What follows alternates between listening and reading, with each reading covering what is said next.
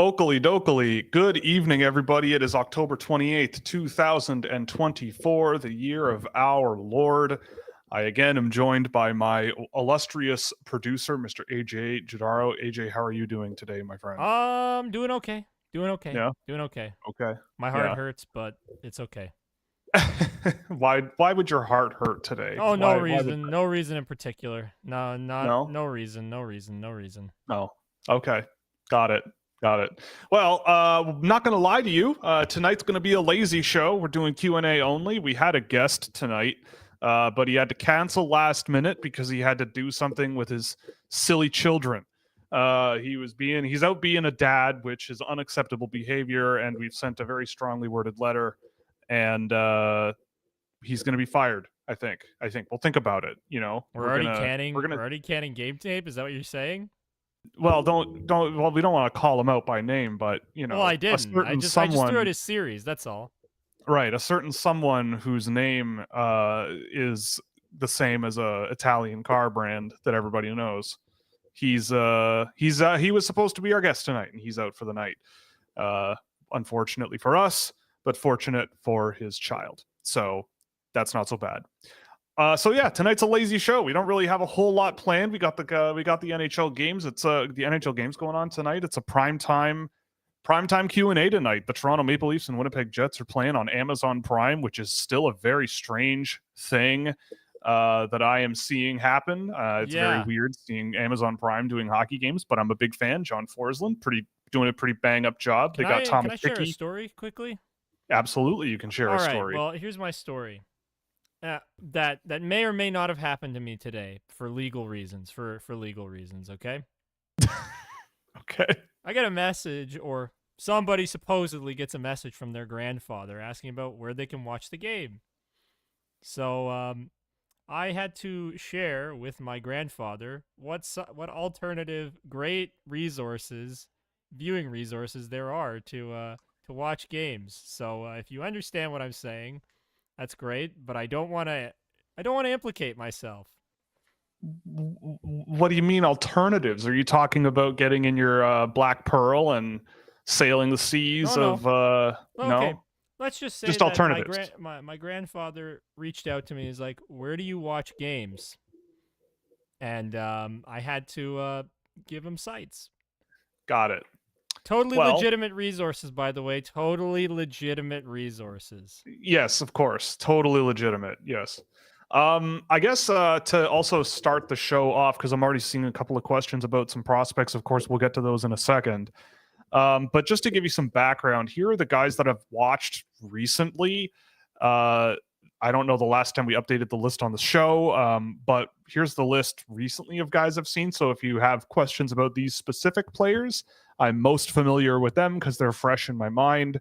Caleb Denoye, Kurban Libatov, Anton Frondel, Will Moore, Carter Amico, Maxim Agafonov, fresh off of his B rating on NHL Central Scouting, Roman Bausov, Will Bell, who else is on here? Nikita Poltavchuk, Aaron Obabaifo, Logan Hensler, everybody knows that guy, Conrad Fonderk, Ivan Ryabkin, another one everybody probably knows, Luca Romano, a guy named Bogdan Pestritsov, Jordan Gavin, Tri-City Americans, Jack Nesbitt, a guy whose name I'm still struggling to pronounce. Joel Henderson needs to be here, but Hayden Papanakis, I think, and Papanakis. Anyway, him.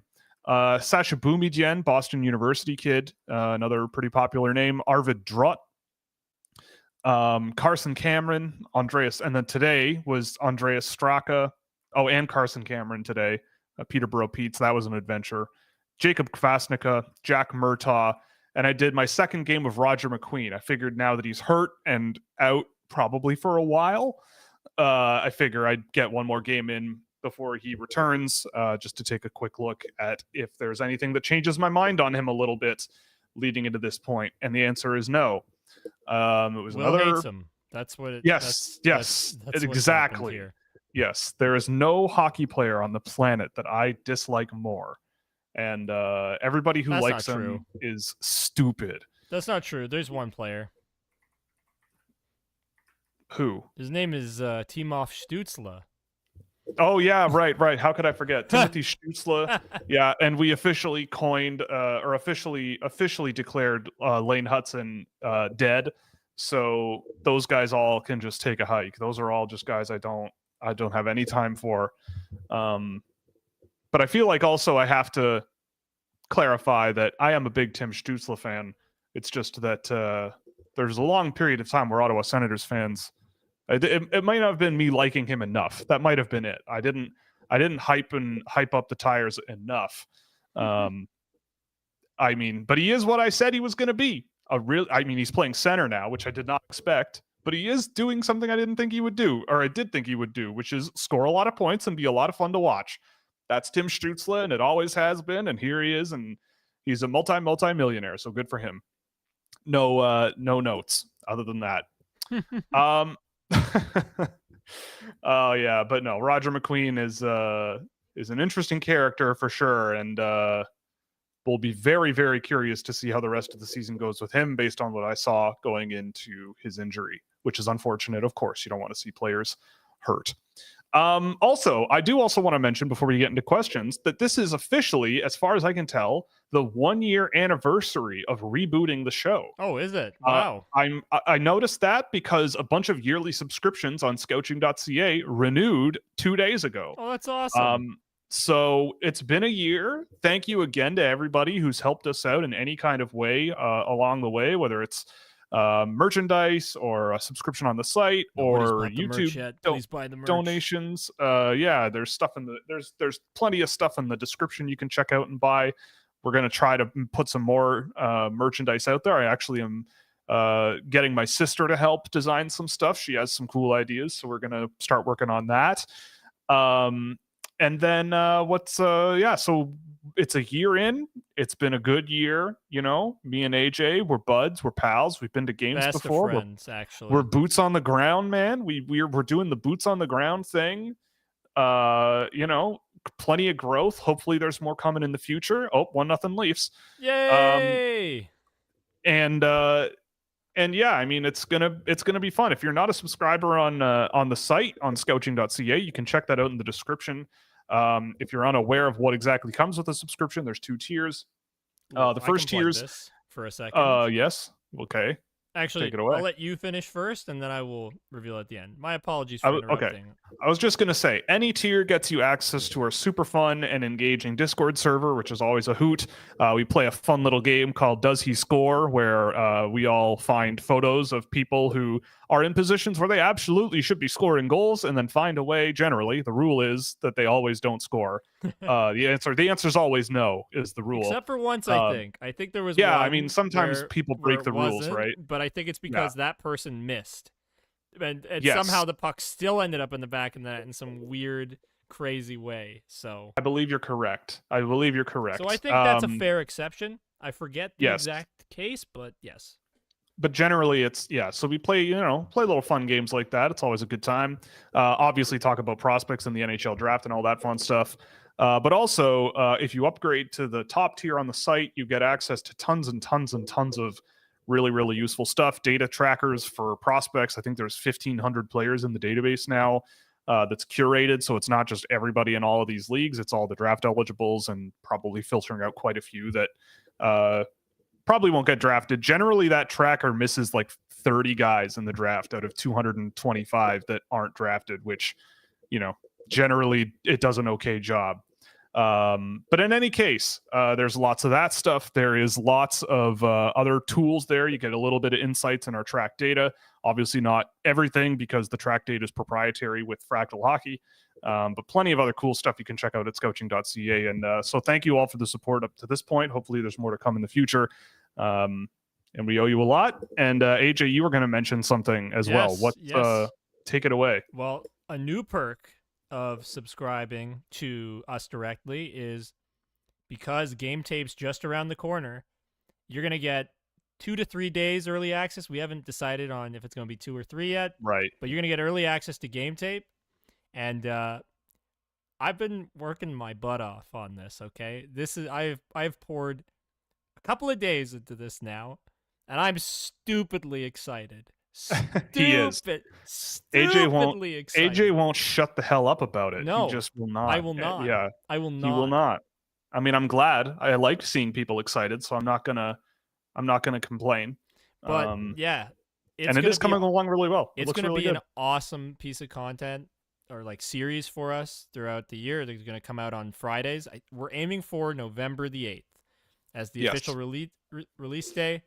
Because I'm overly excited, I imagine what we're going to do is release it to subscribers 3 days early, so on the 5th. And yeah, I can't even like hold back my level of excitement. I'm just so thrilled and pumped with how it's turning out, and I want you all to watch it and give me all the compliments, because that's all I did this for, is your love and affection and attention. So please give me all the love I deserve and want. Yeah, AJ has a really serious complex for assurance and confidence. So No. anything people can do to give AJ a boost, Feed me. Feed yeah, it. he feeds. He's like Jabba the Hutt of confidence. That's what he is. That's you know, that's inside his head. The Jabba the Hutt vibe. Just give me more. Give me more. Yeah, exactly. Yeah. Yeah, that's the music playing in your head all the time. Oh, goodness. By the way, 3-0 Columbus Blue Jackets over the Edmonton Oilers right now in the second period, and the Columbus Blue Jackets are on a pretty long power play, so let's see what happens there. They've but also hurt Connor McDavid. So yeah, Connor McDavid. I don't know if he's back, but he was hurt. Oh, they said he was missing the game. Yeah. He's down for the count tonight. Breaking news on Scouching, even though it's not really breaking. No, it was on the broadcast about 20 minutes ago. But maybe you haven't heard of it yet, so we broke it for you.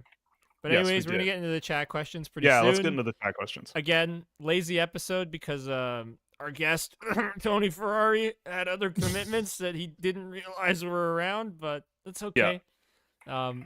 We're excited anyways, and Tony, I hope your son wins this tournament. It better be worth it. Love you, Tony. There's no ill will towards Tony. Hey, going to your kids' sporting events, super important. Lame. You gotta come. You gotta come and join the dank tank that is this show.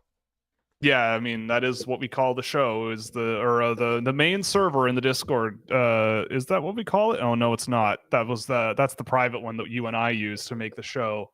Is the dank tank? My bad. Yes, my bad. Yes. I apologize. Although maybe now I'm obligated to change the main server in Discord to the dank tank, but I think so. I think you can. I'll sleep on it. We'll just see how I feel tomorrow morning. All right, let's do this. Let's get into some questions and let's have some fun. Yeah, and I'll try. Like I've put the chat window out there now. We used to be subscribed to a service that did it very nicely for us, but we cut costs here a little bit. Not exactly, but for now, for now, because there's other costs, there's other things that we're doing. So yes, this is what it's going to look like for now. I'll try and make it look better. I've just been my head's been rammed right up the game tape alley. Like I've just been fixated on it. So you're getting a peek into what my brain has been like. It's just been listen to the theme song over and over again. It's just on a loop in my brain. So sounds about right. All right. Let's start with this one. If you were, say, Chicago's general manager and you had the second overall pick with Hagens gone, would you go Misa, Martone, McQueen, or someone else rather than just who you think is best as that team's general manager? If I'm Chicago, and Hagens is gone, I mean, I feel like you couldn't really go wrong with either of Misa or Martone.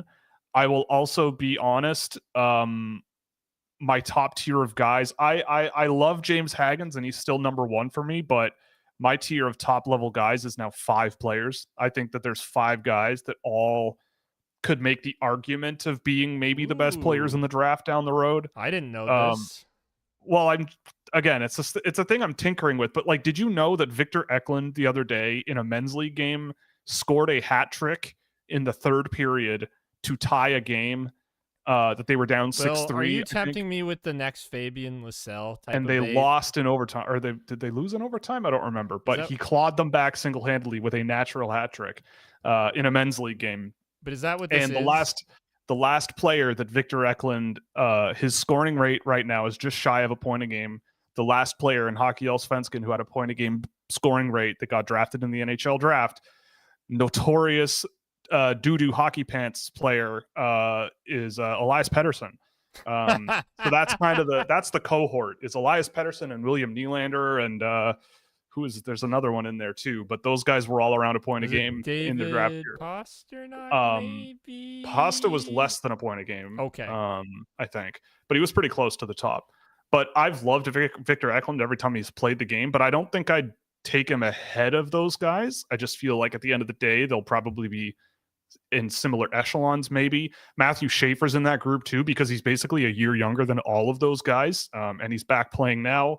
I haven't done any games on him. I want to give him a couple of games to get his feet going. He's missed quite a lot of time, so we'll see where that goes. But for me, I mean, I would think about Michael Misa really long and hard at second, Misa or Martone. But I look at the Chicago Blackhawks, and the Blackhawks are an interesting team to think about when it comes to the draft, because they've drafted so often over the last few years, and in my opinion, have drafted quite well overall, that you could add. It's like there are teams out there where they have nothing, so they kind of need everything. The Blackhawks kind of have a little bit of everything and could just use more of it. By default, they just get more of what they already have, right? But I think with Michael Misa, you add just a brilliant hockey player. He just sees the ice so well, and just everything he touches turns to gold. His puck touches are so efficient, and he not only elevates other players, but he elevates other players when he has the puck on his stick, and he distributes it really well. But he also allows other players to look better when they get him the puck, right? So he kind of, on both sides of the puck, especially offensively, brings a lot to the table that is really, really important to hockey. And I think that with guys like Bedard already there, obviously there are areas where I would have maybe gone a different direction from, say, Chicago, to be specific. You look at some of the names that, in my opinion, could have been Blackhawks by now. It doesn't, I mean, at the end of the day, I think they did really well. But to me, Michael Meese is the guy at the moment. Not to disrespect my boy, Porter Martone. But I mean, adding just such a really remarkably talented all-around center who just sees the game and plays the game that efficiently, like Misa. Martone, I think, is going to be a very, very good player as well. And if that was the guy that, if I was sitting at the table and 10 scouts wanted Martone and 4 wanted Misa, I could see why, and I would probably just go with the majority there, because Martone brings the physicality and the intensity level. And 2-0 Leafs. Yay! William Nylander scored a goal. Another notorious poo-poo pants hockey player. Hey now. What? You're not allowed Everybody to in say Toronto that. loves No, him. you're not allowed to say that. What? You're I'm not forbidden? allowed. No, you're not allowed to say he's a poo-poo pants hockey player. I will end the stream right now unless you apologize. That's true. I don't have the power to cut the stream off. You do. That's kind of funny. Yeah, there you go. All right, fine. The greatest hockey player to ever live, William Nylander. Better. But yes, to answer the question in short, I would probably lean Misa. But if there were a lot of people who wanted Porter Martone, I would totally see why, and I could go that direction. I would say Eklund could be part of that conversation. Schaefer could be part of that conversation, but I also don't have as good a read on Schaefer as those other 3 guys for sure. Who are some of the first or second year guys in the NHL that are surprising you? Ooh, that's a good one. Let me just look at NHL rookie scoring, which is actually takes more clicks to get to than it should.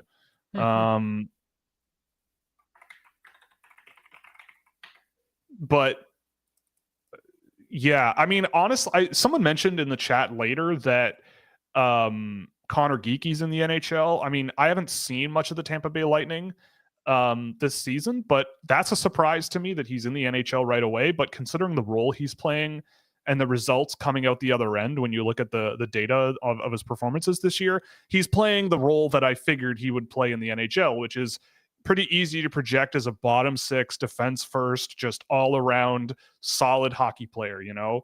And so far, that's kind of what he's done. In terms of rookies, I mean, Victor Mancini has been a great surprise for me. I mean, it's good for the brand because Victor Mancini was ranked on my 2020 list, and I don't think anyone else had him ranked. And he was like 80th or something for me. And he went undrafted twice, and then the Rangers drafted him, and now he's an NHL player, so that feels pretty good. But I'm surprised that he's in the NHL this fast. Who else was on this? Who else is in the NHL that you know? Nolan Allen being in the NHL was not what I had on my bingo card this season, but I guess again similar to Callum or not Callum, Colt. Oh my God, No, it's Connor Geeky. Right. Similar to Connor Geeky, a guy who plays a role that you could see working in the NHL and filling a spot and doing a job. So if he's doing it, then great. Seamus Casey's been kind of in and out of the lineup recently, but he's had a pretty good start to the year and he's looked pretty good in a Devils uniform. But in terms of second year guys, I mean, I think Connor Bedard's looked pretty good, all things considered, Yes. but Bedard just doesn't have the production that you were expecting. He's been good though. Like I have him on a fantasy team, so like yeah, and I picked him pretty high because I thought, okay, well, he did really well last year, and I'm gonna take a chance on him. I don't know how many points he's got, but I've not been disappointed. He's a point a game and is on a 2-game goal streak. Well, then I'm happy, right? Yeah, like that works for me. And honestly, as the season progresses, I think he'll just get better. So. Right. And who's he playing with? Do you happen to know who he's playing with? Teuvo Teravainen and Nick Foligno. So that's a bit of an upgrade, I guess, especially Teravainen, I would say. But that's still not like an elite unit, right? Like he's still kind of the guy driving the bus a lot of the time. And that's a lot of responsibility for a guy that's that age. But every time I've seen Chicago, he's been really cooking out there. And, you know, I feel like he's also undershooting his shooting percentage to this point with only 3 goals this season to this point, because he does shoot the puck a lot. So we'll see what happens with him, but he's been quite good as well. I'm just trying to look at who is in their second season of the NHL. I don't know how to filter for that anywhere.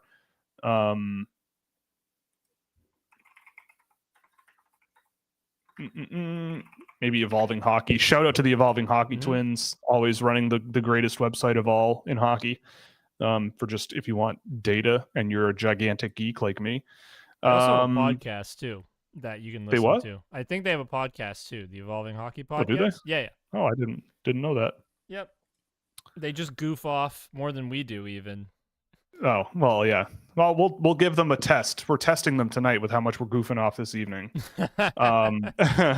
Apologies to everyone expecting intellectual discussion. There might be some in the comments later. Okay. I've pulled a list of guys that have played last season and this season and done stuff.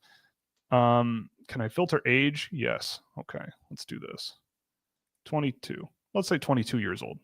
Beyond that, who cares? Wow, thanks. You're ageist towards me, a 23-year-old, eh? Yes, pretty much. Not cool, man. Not cool. I have really liked Marco Rossi in Minnesota. I think he's looked really good this season as well. The guy you love more than Tim Stützle. You what? The guy you love more than Tim Stützle. Correct. Yeah. But he's become the top line center in Minnesota and a real play driver, a pretty good one. I'm hoping Matty Beniers kind of snaps out of it. I've looked, again, a player who, when you watch him, so many things are going his way, but the puck's just not going in the net. I've been really happy with where Yuri Slafkovsky's gone in his game. He's fitting. He's found a role and a job, and he's doing it quite well. Matthew Nye is in Toronto, honestly, like for a power forward and like the brand he brings to the game, I think has just gotten better and better, especially over the course of last season. And this year he's played quite well and he's on the top line. So those guys have all come along quite well. I still am a huge fan of what's his name? Quinton Byfield. Mm-hmm. He's also grown a lot into the job that he's been given in LA. And he's getting more and more and more important as other guys on that team kind of age out a little bit. Have you been able to get more viewings of Nathan Beam? If so, what do you think of Finney? So Ethan Beam is a guy who I probably will look at. I mean, just for you, I'll look at him before Thursday's show, and we can go over him then because he's on the list. Ben Kindle is also on the list for the next couple of days, so I'll do a little tour of the WHL, and we'll go from there. Mm-hmm. Oh yes, I don't know if anyone's aware of this, but Radim Murtka is on his way to the Seattle Thunderbirds. So the question with regards to that. With Murtka going to the Thunderbirds, could more Europeans prefer to go to North America in the future for ice time and possibly better development?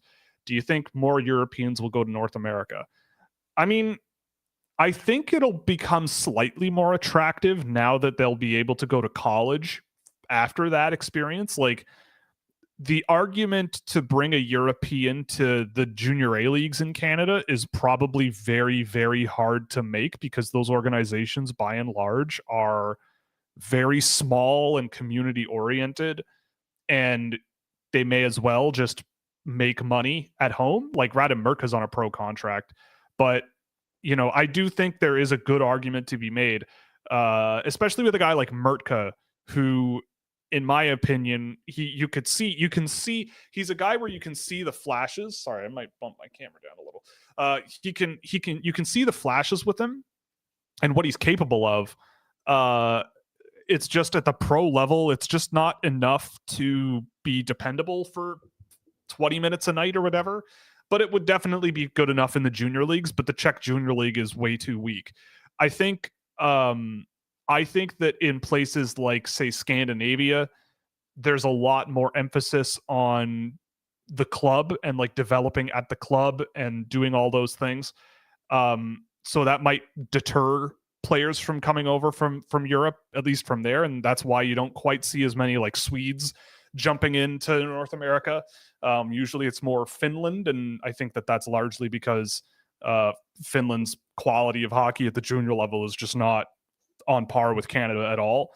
So yeah, he'll play a ton of minutes in Seattle. Like, Seattle's at the bottom of the standings in the WHL right now. So he, and there are many, many worse places to play hockey than Seattle. So he'll play he'll play really big minutes. And they also have another Czech guy on the team. The other Matej Pekash, or whatever you want to call it. He's on that team. And they are bad. They've given up 69. They've given up 69 goals in 15 games. Nice. So hopefully, had to do it. I'm sorry, I had to do it. I know. But yeah, Murtka will play a lot and hopefully help keep that number as low as he can. Fun fact: the Seattle Thunderbirds have given up 69 goals in 15 games. Top of the division, the Everett Silvertips have given up fewer than half that total in 14 games. So that's kind of the spread we're dealing with here. Dude, it just speaks to how good Landon Dupont is, and that's our first game tape it's episode. all his fault. Yes. So it's all him. Better see, as soon as you said Everett, now my brain's right back in game tape. Thanks, man. Yeah. AJ's got a one-track mind, but that's fine. I do. It's cool. That's what he's here for. From the song Soul to Sister. Keep us off the rails. That's what he's here for. Like Soul Sister. That's the first time I ever had a one-track mind. In that song. But yes. Okie doke. I got too many tabs open here.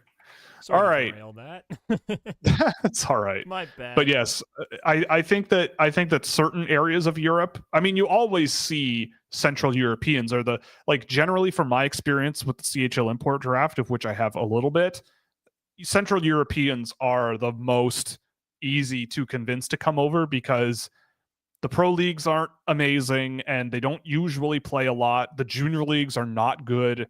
And you can probably be good enough to get good ice time in a really hard league in North America. So there's a nice balance point there for them that just logically it makes a lot more sense for them to come over. You could make the same argument for Russia generally, but that's more about ice time at higher levels and the junior league being very wide and its disparities and blah, blah, blah. Mm-hmm. Who's your fantasy waivers pickups we should look for? I don't know. It all depends. Yeah, it depends. So right? I'll tell you. Yeah, you're the fantasy guy. What I've been don't targeting. Listen to me.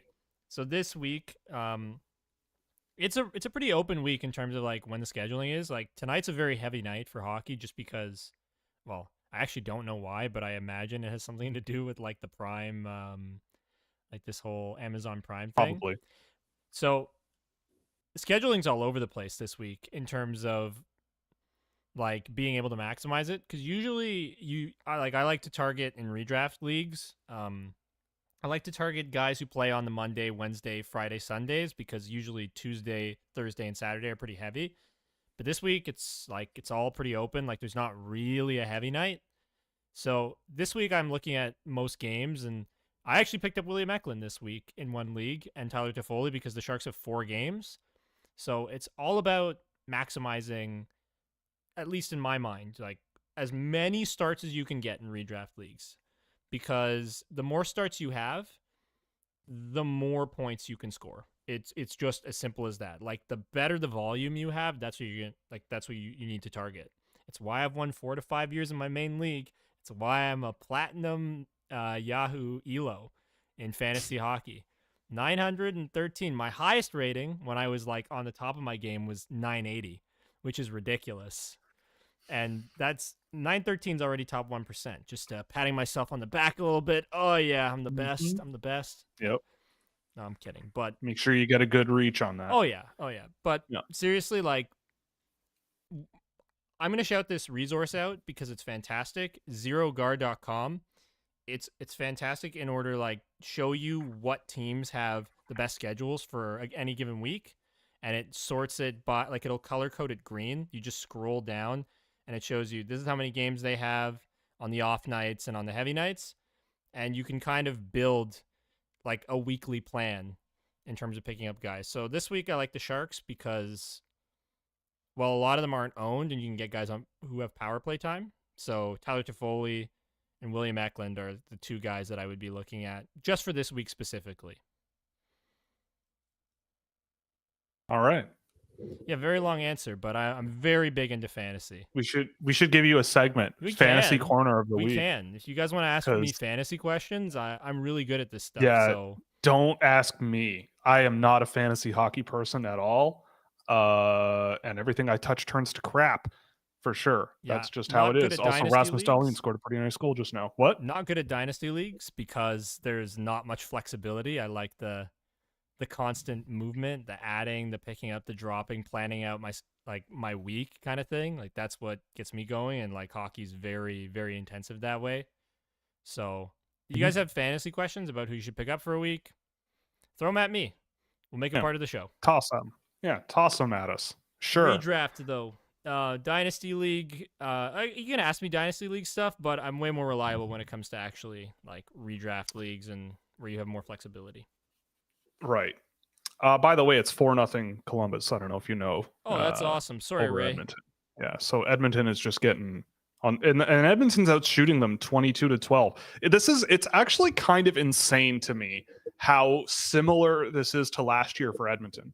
Like this is literally a carbon copy of what happened last year, where their goalies were not saving pucks. The team wasn't playing great, but they were still getting a good share of chances, and they on paper were the team that should be winning, but they're just getting blown out. It's crazy how much it's the same as last year, which is so bizarre. And you're missing one thing too. Yeah. Connor McDavid now hurt. Right. So yeah, it's true. also similar.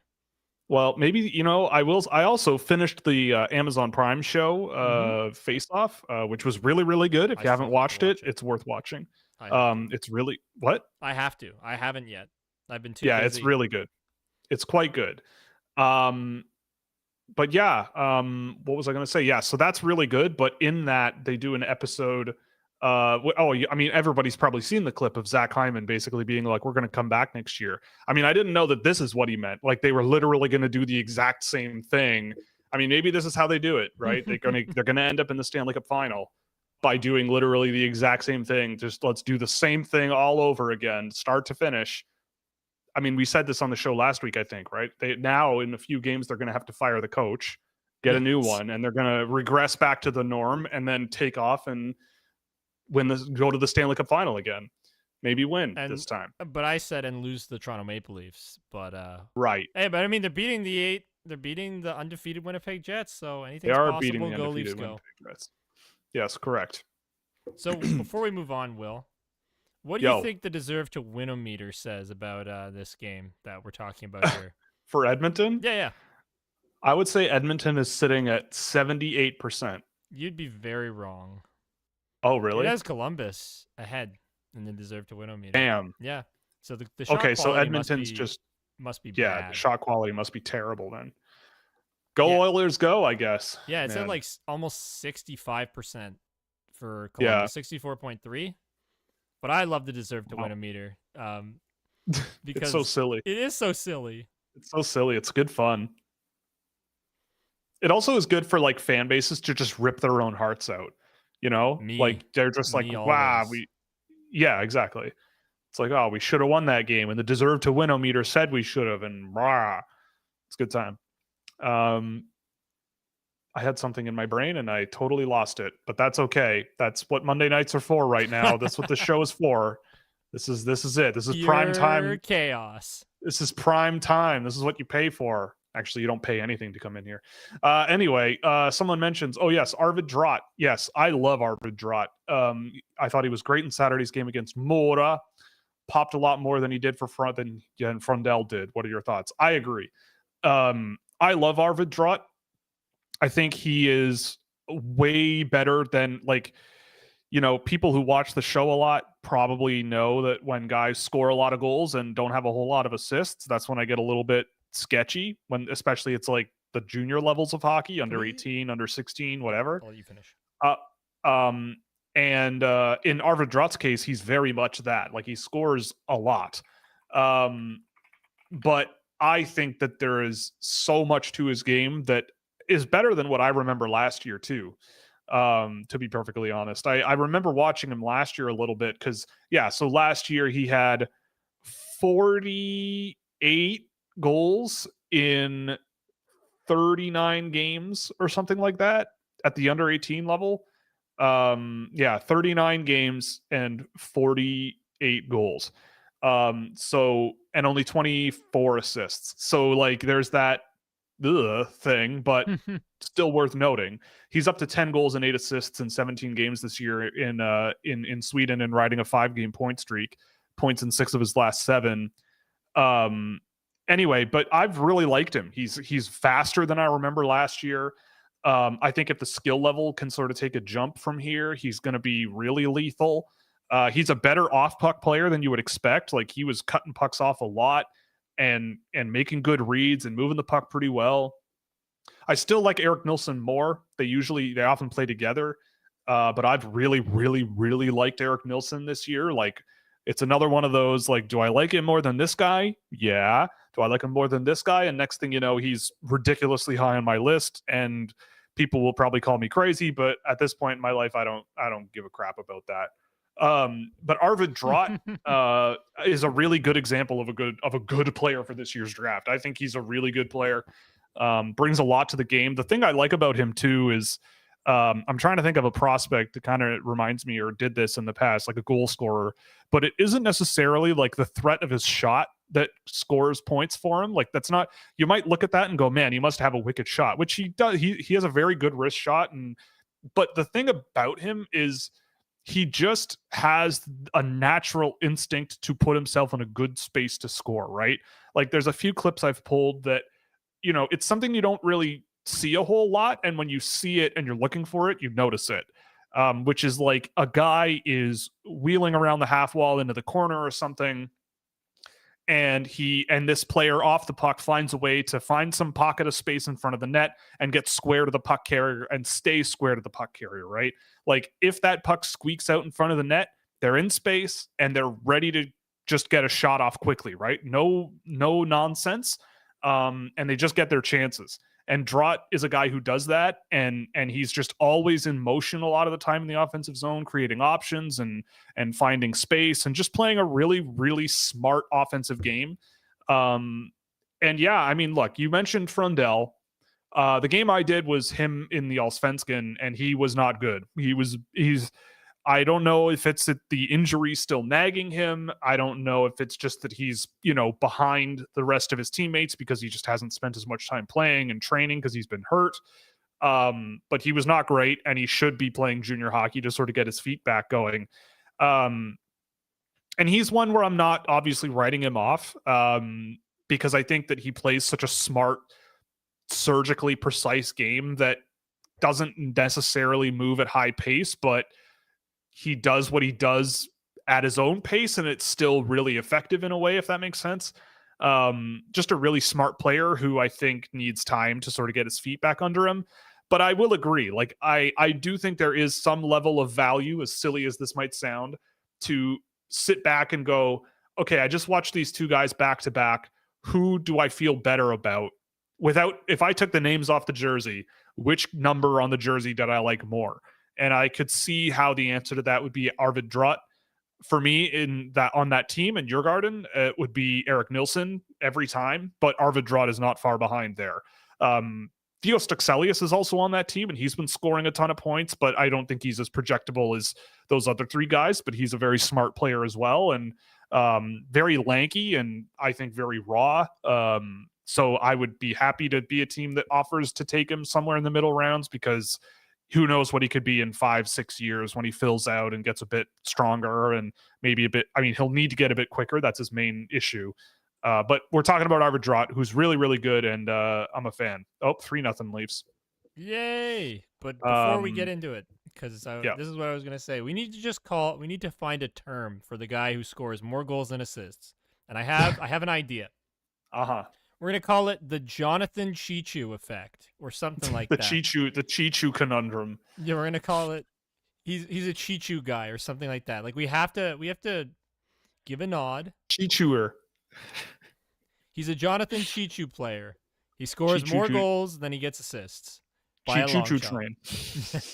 but I think we need to have a term for it, and I think, and look, it is a thing. When I was a kid, and I was coming in, like starting to watch hockey, I'm like, wow, this Jonathan Cheechoo guy's really great, because I would like watch all these Yahoo highlights, okay, and I loved watching the Sharks. I just thought their look was great. I loved Joe Thornton and Patrick Marleau, and I loved Jonathan Cheechoo. I just thought that name was sick. I did. Like, I thought his name was really cool. But it was also just like, so in my household, like the pacifier, we refer to it as a chicho or a chichetto, or I'm Italian, if you didn't know by my last name. So I heard that and I thought his last name's like pacifier. So he's always had that ingrained in my brain. So I've always kind of liked Jonathan Cheechoo, but I know he wasn't that good. It's just Joe Thornton passing the puck all the time. So I want to put him in. I want to have his legacy in this show in some way, and I think there's not a better spot for it than the guy who scores more goals than assists. He's a Jonathan Cheechoo player. Are we cool with coining this? Does anybody have any objections to it? Anybody in the chat? Do you have any objections? Or to the this? Peter Bondra is the one that I'd probably throw out there, because Peter Bondra was a hoot. But I'm okay with Cheechoo. Peter Bondra just did it over multiple seasons. I feel like there was one year where Peter Bondra had like 50 goals and 10 assists. Then you know what? And the Bondra effect. He was playing with Adam Oates, I believe, or Joe Juno or something. The Bondra effect sounds kind of cooler. 52 goals and 28 assists in 95-96. That's awesome. 52 and 26 in 1998. So anyway, all right, it's Peter the Bondra effect. It's now the Bondra. Peter effect. Bondra, 500 goal scorer, a 500 goal scorer that not a whole lot of people really think about a lot, but I loved him when I was little. And those jerseys, man, those 90s Capitals jerseys, oof, I'm so glad that they're back, because they are very nice. Right? Because kind of, not like for real, but the Caps they wore with them. The Caps jerseys are terrible. Like they're awful. They're worse in the league. Now that the Ducks have changed, the Capitals are by and large by far the team that needs to switch things up. Like their logo being so thin height-wise and so long width-wise is so illegal to me. I hate it. It's so illegal. I hate everything about them. It's like something from 2004, which it sounds crazy to me because I remember 2004 very well, but it's dated. It's so dated, and that's such a strange thing to think about. But yes, I would love a return of the eagle or something, or even like the logo on their shoulder patches with the negative space of the U.S. Capitol. Oh, I like that. That would be kind of cool too, to like experiment with or play around with. Yeah. I think they should just do a full teardown rebrand. Like just give us something completely new and fresh. Honestly, Okay. like just change it completely up. There's a lot of new logos and new teams in the NHL. Why not give this team a fresh coat of paint? Because I feel like everything they're gonna do is not gonna be amazing. Like I know there's stuff that's good in the past, but I Mhm. want something new. I want something different. And I'm not the biggest fan of all the Capitals stuff. Yeah. I'm also the biggest Ovi hater you'll ever meet. So Matthews is No, I better. mean, I don't know. Joel Henderson is not a big Ovechkin guy and never has been. He's a bigger You Ovi guys hater might than have to. me. I don't think that I legitimately do not think that You exists. okay? We'll have to have a discussion about this because like I've spoken to him about Alex Ovechkin before, and it's like vicious. I Yeah. feel like Oh, he's a I'm that way really, too. really not a big fan I of that guy. So despise Ovi. I can't help oh, myself. the Leafs are ripping Winnipeg to shreds. It's I 4-0. dude, what did I say to you earlier? 23 shots to 8. Yeah, 24 now. these are the games the Leafs win. When they're supposed to lose, they win. When they're supposed Yes. to win, they lose. Yes. Yeah. I don't disagree. That's 100% true. They are a good team. Plan the who- parade. They're a good team, and I could not care less what their record is come game 82. Could not care less. They could win every single game. Does not matter. Give me the President's Trophy. I would like it. It'd be very nice. I'd celebrate Oh that boy. because that's the kind of Leaf fan I am. I'm a one of a kind Leaf fan, I think. I don't 1 in a billion. No, dude, I don't think anybody else would celebrate a President's Trophy the way I would. Yeah, no, I wouldn't. I mean, I will say I feel like the President's Trophy should get more spect. Like Yeah. being a team that consistently is over the course of an 82 game season of ice hockey, being the best team on the standings is an amazing achievement. It is. And I feel Except like if we you're the should New be York giving more Rangers. credit. But I get it. The Stanley Cup is different. It's a different thing. But the President's Trophy is a pretty cool thing to win, I would say. Yeah, I think they should make it be a little more meaningful. Like, I don't know, it'd be cool.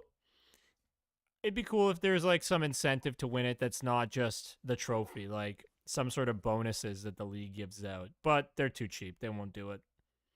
Right. They probably but am I wrong? Do you really think the league would be No. like, yeah, let's do that. Let's incentivize. Probably not. You're probably not wrong. It might Probably not be not. a cheap issue. It might be a, oh, well, now they're playing hard for this President's Trophy, and they're gonna be Yep. hurt for the playoffs. Like it'll be some argument like that that'll Yep. that'll prevent it from ever happening. Yeah, well, I mean, it's also on the fans to care more about it, but most people don't care. Oh boy, I don't know how I feel. Craig Berube spitting on the bench.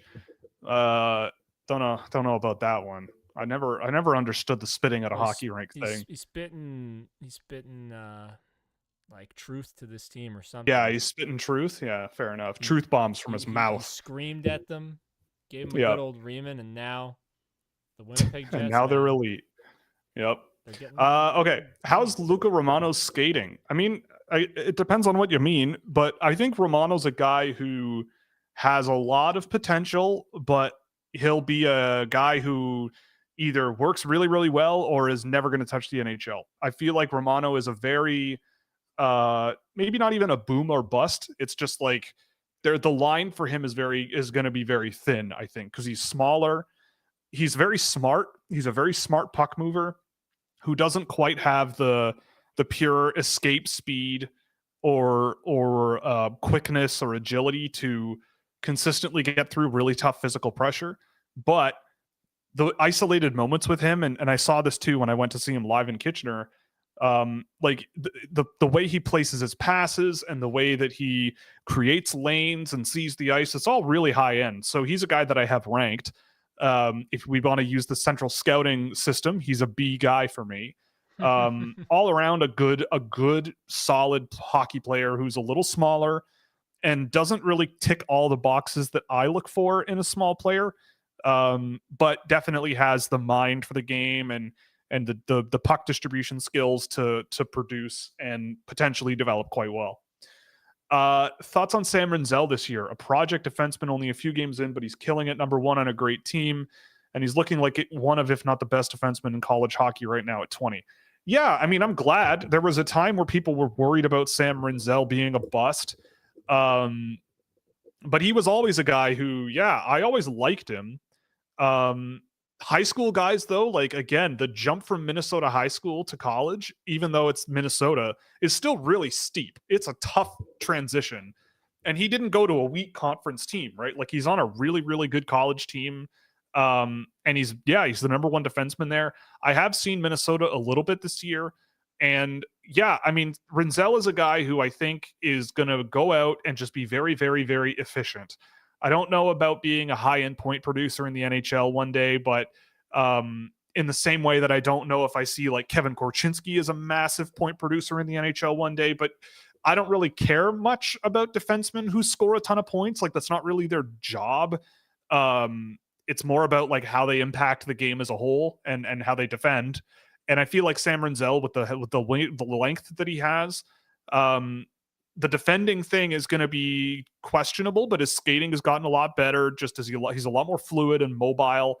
The skill was always there, so he's kind of putting it all together now. So if this is his last year in college hockey, great. But I feel like the longer you let him develop and take him along, and unless he really blows your mind, you just kind of let him keep playing minutes and getting more experienced and playing more and more, then I think the better off you're going to be. I'm a fan of Sam Rinzel. I've liked him since his draft year. And he's a good reason why you don't label guys successes or busts the season after they're drafted. Like, sometimes these things can take time. So you just have to be patient, as difficult as it is in this day and age in 2024 to be patient when everything happens all the time, everywhere. I get it. How would you describe? Oh yeah. You want to play another guess the deserve to win-o-meter just Okay. for fun now? For Toronto, Winnipeg? Yes, absolutely. What do you think the deserve to win-o-meter is in that game? Oh boy. Well, now it's 4-1, so it's going to change. Oh, now it is. Damn it. Yeah. Okay. So I'm going to say, but it was probably sitting at like 90. 90? It's sitting around 90 now. It was at 96%. Oh, 96. Before the 4-1 goal. Got it. Okay. Well, good for them. Good for them. They deserve That's an A. to win. That's an A.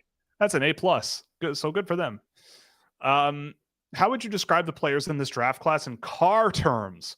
Oh boy, that's a good question. I don't even know any car terms really. Like, I'm thinking he means like brands or like individual car models. Okay. It's a good question. It's tricky. I feel like you have Porter to be versed though in both fields in order to get a good comparison. I watched Doug DeMuro. Doug DeMuro gives me a decent background of what kind of cars are out there, and I did just buy a vehicle a year ago, so I did do a lot of shopping on vehicles. I think, okay, you know what? I'm going to say this. James Haggins is the car that I own, a Mazda 3. I think James Haggins, Mazda 3s are a little small. They're a little small. It's a little small in there, but I don't care. There's enough space. It works. My car goes fast. I have the turbo version of it because that's what they had in the lot. So it goes fast. It's functional. It turns good. It's an interior made of leather, which is really nice. And it really only is missing one thing, which is fuel efficiency. And James Haggins kind of is only really like missing one thing. And I don't really know what that. I don't know. I haven't seen Haggins in a little while, but that's the first one that comes to mind. Porter Martone is probably like I don't know, not quite a Lincoln Navigator kind of thing, but maybe this is I don't know, like a RAV4, highly functional. Maybe not the fastest thing in the world, but highly functional, big and heavy, but gets the job done and does lots of stuff really well. Like, if you want to go off-roading in a RAV4, you probably could. Household has 2 RAV4s, so. Oh yeah, right. You're a RAV4 household. I forgot about that. Very much so. Yeah. So that makes sense. Michael Misa is a tricky one. Again, Smart another car. very function. A what? The smart car. Yeah, smart car. But Michael Misa might be. He's definitely not a Mazda 3 for sure. No. That's James Haggins 100%. Michael Misa may be more of a. I don't know. What's a very, very smart car to own that isn't a smart car. Okay, so That something doesn't like fuel necessarily go. efficient. You gotta think of something fuel Yeah, efficient, like something that a. just is really solid, really stable, saves you money for I own. would say like a Honda Civic Si, like not the base model Civic, but like a Civic with some of the speedier elements, but it's not a Civic Type R. You know Oh, what I mean? Like for all I my don't. car nerds out there, the Type R is kind of its own vehicle. But I'd put Michael Misa like in there, or maybe like a Corolla hybrid. I test drove a Corolla hybrid, which I really liked. They just didn't have any because it was 2020. It was literally impossible to buy a car. But I drove Mhm. one and really liked it. A Corolla hybrid, like it kind of went fast, but that thing went like 1,000 kilometers on a tank, and so that could be a good example. I mean, Victor Eklund is a sports car. Oh Like yeah. I would say Victor Eklund is a bit of like a Corvette, where it's like it's fast as hell, but there are parts of it where you're like, yeah, but you're not a Porsche. It's like you're not a Lamborghini. It's like you really go, and people love Corvettes for good reason. They're very cool. But like Eklund is just a very good straight line, high speed, high intensity player, which is cool. But there are limitations to that. He's not whatever. It's a bit different. He's not quite that, but definitely a fun car to drive and a car that people love. I think that's enough of that because I don't want to take up people's time forever. No, no, I'm gonna Um, take up people's time because I have something oh, okay. funny about Yeah. Corvettes. Oh, okay. Um, and I will find an appropriate way to tell this story because it's great. So, my uncle owned a Corvette for a little bit of time, and he works with this guy named Cliff, who like they work in a warehouse and distribution, and Cliff's from Texas. Okay, Cliff's not a fan of Corvettes, so my uncle, who's the boss of our family business, he comes in to his office. He sits down. He's on a meeting, and he has like this sticky note pad, like this Corvette sticky note pad like type of thing. And so when he had left, Cliff had put up on his board, winner of the Pencil Wiener Award, and it's like the club Corvette because he calls it a pencil wiener car. Okay. Well, I just think it's funny because my uncle saw it in the middle, like when he's in like this really serious meeting and had to mute himself Oh, and was laughing. yes. But I see now. Yes. The serious meeting part I forgot, yes, honestly. come. Yes. Maybe I didn't tell that story well enough, but that's on But me. it came out. It's all good. We got there. But anytime I hear the word Corvette, that's where my mind goes. Right. That's Um me derailing the show anytime I, again. anytime anytime I hear Corvette, I just see all the middle-aged dudes ripping around in Corvettes around where I live. There's a lot of them. Makes Also, sense. I will throw out LJ Mooney as a Mazda Miata. Really really tiny but aggressive as hell, and you, gosh dang it, you love it. But when it shows up at the track, it's not going to win nothing. But everybody loves a good Mazda Miata. Maybe Radha Murka could be your Lincoln Navigator, just a big gigantic thing where you're like, I don't know what I'm going to do with this, but So like who's I the have pickup it truck? and it's really fun to have. Are the So pickup trucks like the big dudes? Like is Ryan Reeves a pickup truck? Like I know he's not a yeah, I guess prospect, but like what are we maybe talking? maybe Maybe like a heavy duty F-250 kind of thing where it's okay. like not really practical, but like it sends a message, like if someone pulls up in an F-250, you're With like, truck okay, nuts. With truck nuts. yeah, Has to like be with truck with a nuts. truck, yeah, with truck nuts. Oh God. Well, hope that helps. Oh, we got a David Phillips-esque contribution of No, Cohen no. Eshkakogan. Yeah, Cohen Eshkakogan. I know who that is. I like Cohen Eshkakogan. I've seen him No, a no, couple of no. times. David Phillips is Some banned. David Phillips is banned, right? Yeah, the next thing is his question about a 2005 born goaltender playing in the second division in Russian hockey. Which cool. So then let's move But on because yeah, it's but David Phillips. The thing about David is that I think he does this because he also knows that no matter what, I go and look anyway. Because like once out of every 10 times, he's actually serious that a player is actually kind of good. I mean, not all of them are bad. I should say But he'll that, but tell like, you if they're actually good off camera. You yeah, I don't know. you don't have to subject yourself to the torture that David Phillips Yeah, puts but him This is how my through. brain operates. This is how my life is. It's a But curse. why? But I why, don't Will? know. Why? I don't know. You know that he's sending you down a terrible rabbit hole that Yes. that is not going to that yields so little fruit. Peter Griffin in the mystery box. It could be a boat. It could even be a boat. He might not even know what's in the box. It could be a boat. It could be another box. It could be another box with a bigger boat in it. That's where my brain goes. Oh, Thoughts on man. Connor Geeky's start in Tampa? Yeah, so we kind of covered this a little bit. Mhm. I figured he'd be in the AHL, but yeah, I mean, as a guy playing further down the lineup, like if you look at his analytics, he's providing next to zero offense, but plenty of defense. When Tampa Bay has him on the ice, the other team just does not score or get good chances. But offensively, there's very, very little, and he's dragging his team's offense down. But overall, he's been a net positive player, just in a very dull way, to quote hockeyviz.com with one of their charts. It just says dull in one corner, and he is firmly in the dull category. But honestly, that's kind of what I expected of Connor Geeky, and that's not a bad thing. You need guys who can keep the game stable and low event and slow things down maybe a little bit and keep the puck out of your own net. That's a perfectly reasonable thing to do in the NHL, and he's pretty good at it so far. Have you seen Bruno Osmanis? He doesn't get much playing time, but I think there could be something there with vision and passing skills. He is on the list to look at. I haven't yet because, he hasn't played a ton, and I am curious about him. Love a good Latvian. Shout out, one of my oldest friends in the world. Actually, my oldest friend in the world. Shout out, Latvian guy. What's going on. So love a good Latvian. So I'll check that out. Producer AJ, do you know what the Star Wars music genre was called in the movie? I guess in the cantina.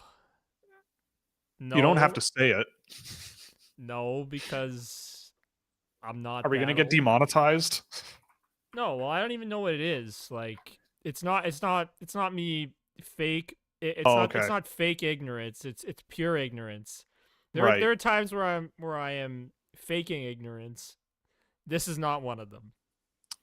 It is called Jizz. Maximilian Rebo was a male ortolan from Orto and a popular jizz whaler musician who led the Max Rebo band. Oh my goodness. He mainly played the red ball jet organ, which he played with his feet. He and his band often performed for criminals and gangsters. And weirder as you continue to read this. Star Wars extended content is bizarre and very weird, and they should be investigated. But yes, that is true. That is straight from Wikipedia, which is the be all end all of Star Wars compendium and information. So now you know. There you go. Favorite NHL coaches. AJ, do you have one off the top of your head that you really like? Because I know you're in the coach world. Well, not really. I wouldn't say I'm super in the coach world. My favorite coach is now a general manager, and that's Barry Trotz. But good point. That's a good one. So I haven't really thought about it. Like, I used to really dislike Paul Maurice, but I will have to go with Paul Maurice because of the way he's coached the Florida Panthers. I just think the way that team plays is remarkable, and I was very wrong about him, and so I have to give mad respect. So I'm going to go with Paul Maurice right now because I just think that style is really, really infectious. It gets the players into the game. It gets the crowd into the game. And they're Stanley Cup champions now, so I'll give it to him. I personally everybody I think it's tough because everybody responds differently to different types of motivation and coaching. But for me, I'm a big Rod Brind'Amour guy. Rod the Bod. That's completely Rod fair. Brind'Amour. Every time I hear that guy talk, whether it's like at a rookie camp or training camp or between intermission or in an intermission or after a game, I'm like, if this guy told me to jump in front of a bullet for him, I would probably do it. This guy, if he needed someone to commit insurance fraud or something, I would help him out. Because that guy is just a boss. I would run. Why did your mind go to insurance fraud? I'm just thinking of something nefarious that someone would need me to help with. Like if he wanted me to drive his car off of a cliff, Yes, you and like, glasses. What is the but most it's the white collar Simpsons. crime I can It's think of for you? The Simpsons prank, right? Or the Simpsons insurance scam, right? I forget whose car they were stealing. But it was like, I'll steal your car, drive it off of a cliff and jump out, and then claim, oh, I went on a joyride and trashed this guy's car. And then you get a brand new car from the insurance money from someone stealing your car. If he told me to do that and help him out, I would do it. Granted, I don't think he'd have to do that because of the money he makes every year or the money he should make every year. But that's the guy that I immediately always go to of like, yeah, I would do anything this person asks. And the other one too is Lindy Ruff. Like Lindy Ruff is just a bit of a goof, and I love it. Like he just seems to really walk the line of like being a bit hard nosed, but also, you know, really knowing what he's doing, and just being a nice guy to have around. But definitely Rod the Bod is in there for sure. Yeah, that's a fair answer. Yeah, I also feel like I would respond well to John Tortorella. Yes, me too. Honestly, I would respond pretty well to John Tortorella. I I love that intensity. I know people who absolutely wouldn't respond to John Tortorella well at all, but I would sit back and love watching those people struggle with John Tortorella, and I would love getting yelled at by John Tortorella. Yeah. I feel like I think I've told this story before, Told it to but me. he reminds me of a teacher I had in college who on the first day, it was the first class we ever had in that college, and we all sat down. He walked in, didn't say a word, sat down, said, "Pull out a piece of paper and write my name." And nobody did it. Nobody knew the guy's name that was coming in and teaching him. He's like, "How did you know that I'm the guy teaching you? I could have been some guy off the street. How did you know anything about me? Why should I give you any respect if you don't even give me the respect of knowing my name before you meet me?" And I'm like, interesting point, interesting way to get your point across. And he's like, "I noticed that some of you don't even have pens." He's like, "You didn't even bring pens to school.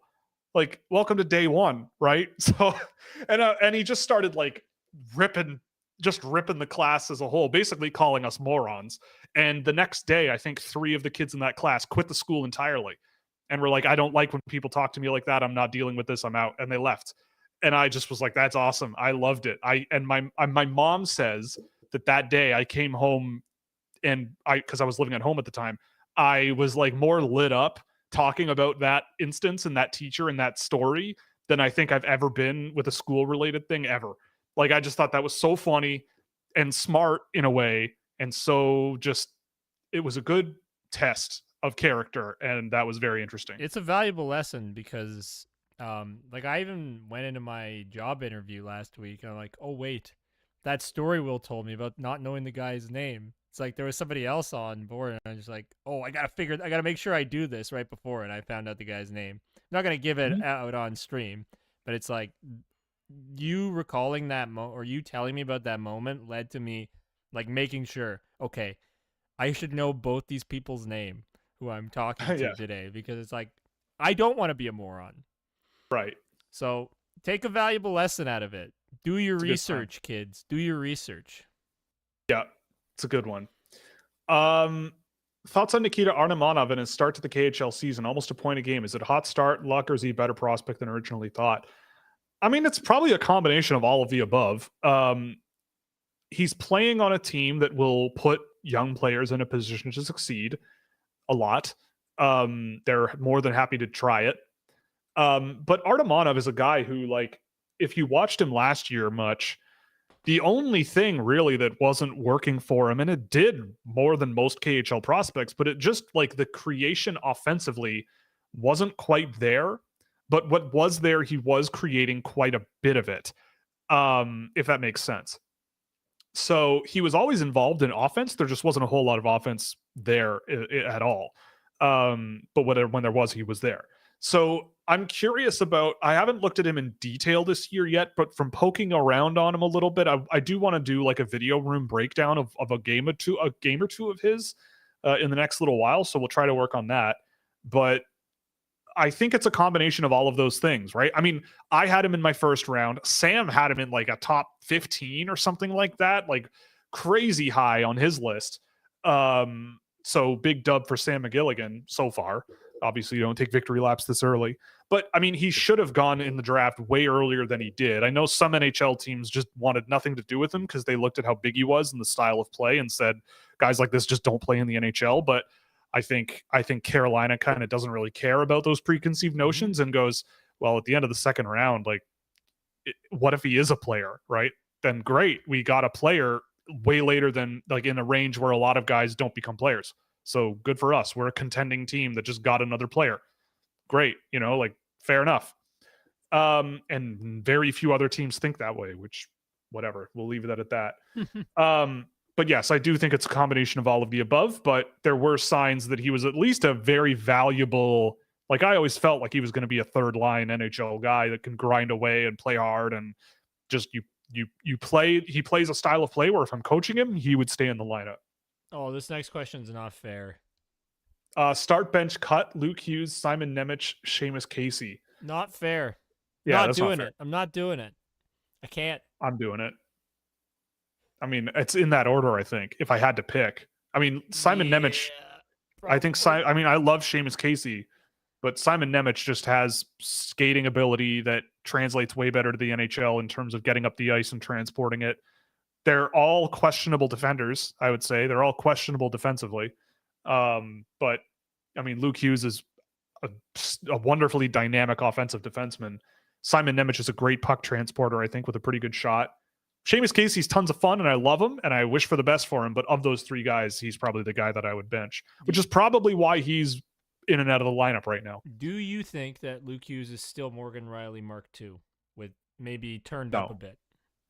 No, I think I don't know exactly who he is. I think Luke Hughes is just one of those guys who's kind of, I mean, it's very, like, it's almost like Lane Hudson-like, where there's that deception and skill level and creativity with the puck on his stick, where you're like, okay, I see why this guy is a special offensive player. I just think he has a better sense of mobility and a better ability to cover ice and everything that Lane Hudson just doesn't really have. Like, Lane Hudson, if he's not given her, he can get kind of left behind a little bit. Oh, well, I didn't say Lane Hudson. Right, but I know. I'm just saying, like, if there's an analog right now that people would recognize. So he's like if you combined Morgan Riley and Lane Hudson, is what you're saying. Sure. I mean, the body type with the... Because, like, Luke Hughes is about Morgan Riley's size, I'm pretty sure. Like, that's why I kind of compared him in the draft year. Because I think they're about the same size. Yeah. I think you're right. 6'2". Morgan Riley's like 6 feet. Yeah, he's 6'2". Is he 6'2"? Wow. Or 6'3". Big boy. 6'1", 225. Okay. That's a big boy. Yeah, he's a big boy. He's a big boy. So... Big boy. So, yeah, it's like the best of both worlds. I think Luke Hughes is probably... I mean, because I think Nemec is just like... Because he went higher in a draft. I think that's why we don't talk about Luke Hughes as much as we talk about Nemec. And it's also that, like, he's Jack Hughes' brother. So there's also that, too, or I think people don't give him the credit he deserves. Sure. But Luke Hughes is disgusting. That guy is so good. You had him at one early in the year. At one point early in the year. Early in the year in 2021, you had him at one. Yep. I did. And I think he ended up in my top tier, I think. He did. I could be wrong. He did. Yeah. I love Luke Hughes. Good player. Good player. I think he was number 5 on your list, though, because I was in your ear telling you to put Fabian as high as you'd possibly put him. So my bad. It's okay. We'll see what happens with Fabian. Listen to me and you look stupid. We'll see what happens with Mr. Lassell. Okay. Oh, someone said apparently it's a high ankle sprain for Connor McDavid. Well, that's bad. No. High ankle sprains are no fun. So that's pain. Sorry, that's Rayanne. Pain. Sadness. Sorry, yep, Rayanne. Rest in peace. Is Perfetti legit? Insane production with limited ice time. I mean, yeah, I think Perfetti has earned a job, and he has for a long time. There just hasn't really been the role, the opening for him. But now he seems to be there, and he's doing really well.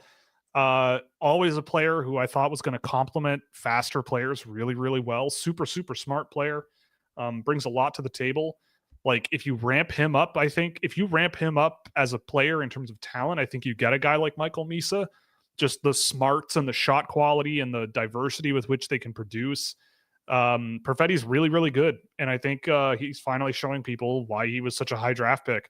And I think he's also a good example of why guys like him might take a little longer to develop. Like the skating was an issue, but you stay positive, stay motivational and take them along slowly. And here we are. Wasn't he also on Um, Saginaw? is he what? Wasn't he also on Saginaw? Yes. Yeah. He was. Saginaw boy. Victor Eklund better be miles ahead of Fabian Lysol. Yeah, I remember when they were the calling white- him Lysol on Yeah. the broadcast in the what was it, the U18s in 2021? Right. Well, I do think Victor Eklund. Well, It's okay. Oh, It's man. okay. No, you can hurt my feelings. No, I know. I mean, I'm honestly thinking about it because I haven't yet. But yeah, I might think more of Victor Eklund than of 5-2. There it is, 5-2 Leafs. I also put on the Chicago game because I want to see the Chicago Blackhawks play. But yeah, Victor Eklund I do think is one of the better players in this draft class, and Lysell was, I think, a shade below, but still a very, very good prospect. And he's a point a game AHL guy, or at least he was, and should have probably made the Bruins, but whatever, like this is the thing. I think we talked about it on the show last week, right? Like someone asked if different teams would handle players differently. And oh yeah, I think, it's like, oh yeah, like, if Fabian Lysell were drafted by Montreal, he's probably playing on the Montreal Canadiens, right? yes, I would say It's so. or the Chicago Blackhawks, right? Like he's probably playing on the Blackhawks. Oh, he'd look so gross with Connor Bedard. That would be perfect. Yeah. Well, it'll be Oliver Moore eventually. It will be.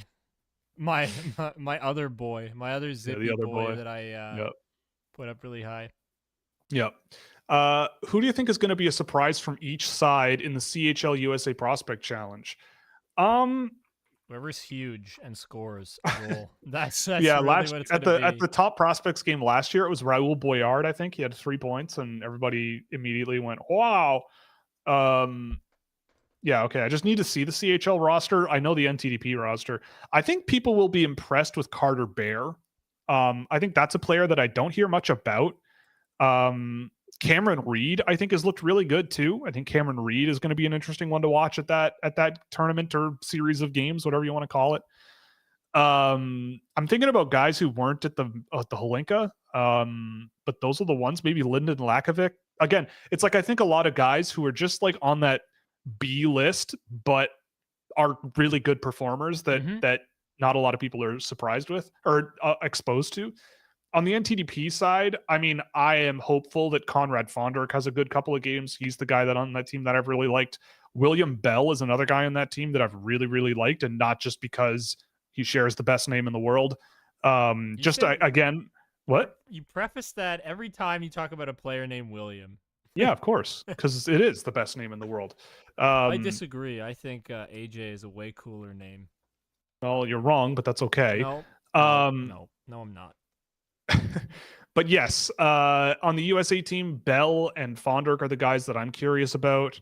I feel like there was more. Will Moore might be an interesting one, but Will Bell, I just love the size and speed combination and his ability to make skill moves at full speed and get through defenses. I think that guy is only scratching the surface of what he's capable of. That was a guy last summer that I watched with Mikhail Holm, actually, and we always were just like, who's that guy doing that thing? That was kind of fun. And he was the guy always drawing our eye, and he continues to do so, at least for me. We should have Mikhail on the show then. It'd be great. I'd love to do that. Yeah. I'm going to invite him, see what he says. Yeah, we'll see. I feel like he'd be a maybe, but we'll see. We can talk about Victor Eklund with him. And yes, we can. Because the first time I met Mikhail, I was at Dauber with him, and he was talking about how much he loved William Eklund. And that would make sense. Yeah, because I started watching in 2021, so it would be a nice, funny, full circle moment for us. Well, Mikhail, if you're listening, you're welcome if you're on listening, the show. Give us a call. Hit me up in The Eklund, Discord. yeah, someone mentioned that the Eklund hat trick was against Björklöven, which is the best team in the league too. Which is, yes, that's true. Is it better to go for younger guys in the draft or the more older players? Oh, I mean, it depends. Like I think when you look at a Matthew Schaefer style example, like he's a year younger than Victor Eklund.